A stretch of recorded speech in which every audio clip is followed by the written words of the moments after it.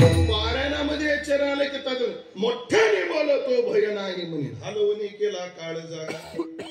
हो. आणि मग जागा केला त्याचं काय करायचं ते केलं वर आला आणि त्याला चितीतून हाकलपट्टी केली हाकलपट्टी हाथ में लकड़ी खांदे कमलिया हाथ में लकड़ी खांदे कमलिया हाथों में लकड़ी खांदे कमलिया हाथों में लकड़ी खांदे कमलिया हुक्म रहने वाले मुरली सुनाने वाले बंसी बजाने वाले वीर से बजाना मुरली सुनाने वाले बंसी बजाने वाले हाथ में लकड़ी खांदे कमलिया कालिया मर्दन वाले मुरली सुनाने वाले बंसी बजाने वाले मुरली सुनाने वाले बंसी बजाने वाले आता त्याने सगळ्या भक्ताला विषापासून वाचवलं हे भक्तावरचं प्रेम आहे तर प्रेरणा काय ऐका भगवंताने विचार केला गोकुळाचं नेतृत्व माझ्या घरी आहे म्हणून समाजाला दूषित पाणी नाही स्वच्छ पाणी मिळालं पाहिजे नेतृत्वाचं कर्तव्य दोन प्रकार असतात आजार आल्यानंतर त्याची उपाययोजना आणि आजार येऊच नये म्हणून त्याची उपाययोजना कुशल नेतृत्व कोण आहे जे आजार आल्यावर उपाययोजना करतं ते नेतृत्व कौशल्य नाही ते कुशलता नाही मग आजार येऊच नाही म्हणून जसं नेतृत्वानं समाजाच्या आजार आल्यानंतर निर्वाणाच्या आपलं त्याच्या निर्वाहाचे प्रयत्न केले पाहिजे जसं येऊच नाही याचे प्रयत्न केले पाहिजे आणि काय असतं सगळ्यात जास्त आजार पाण्यात पसरतात कुठून पसरतात पाण्यातून मग भगवंतानं एक केलं तो कालिया संपवला म्हणजे पाणी स्वच्छ गावाला दिलं ही प्रेरणा आहे महाराज त्या डोहामध्ये एकच कालिया होता सध्या आमच्या आळंदीच्या डोहात किती कालिया चिंचवडचा कालिया त्याच्यातच त्याला नाव नाली आहे मोशीचा नाली आहे त्याच्यातच आता कोण कृष्ण येतो ना अवतार घेतो कोणाच आणि आमच्या चंद्रभागा आणि इंद्रायणी स्वच्छ करतो कोण प्रेरणा रांगता गोधने राखीताय केलं हो केलं बरे कसं केलं हे सोंग सारिले म्हणजे सोंग धरून केलं सोंग धरून कृष्णानं सोंग धरी येली सोंगे येणे अवघे पांडुरंगे त्याचा उपदेश सुद्धा सोंगच आहे आणि त्याची चोरी सुद्धा सोंगच आहे सोंगात एक असतं सोंगामध्ये काय असतं सोंग करणारा त्या सोंगाशी सोंगापासून अलिप्त असतो त्याचा काही संबंध नसतो काय ज्ञानोबा म्हणतात ना बहुरुपयाची रावराणी स्त्री पुरुष भाव नाही म्हणे परी लोक संपादनी तैशीची खरेदी ते तसेच करतात पण देवाने नटून दाखवलं नाटक करून दाखवलं बायको कशी सांभाळायची असते बघा माझ्याकडे बायकोचे लाड कसे पुरवायचे असतात बघा माझ्याकडे असं कृष्ण म्हणतोय माझ्याकडे काय बघत असा कृष्ण म्हणतो बायको म्हणजे अहो मला पारिजातकाचे फुलं आणा ना थांब झाड आणून देतो झाड चांगलं मला कसं ते पाहण्यासाठी हो ऐका तात्पर्य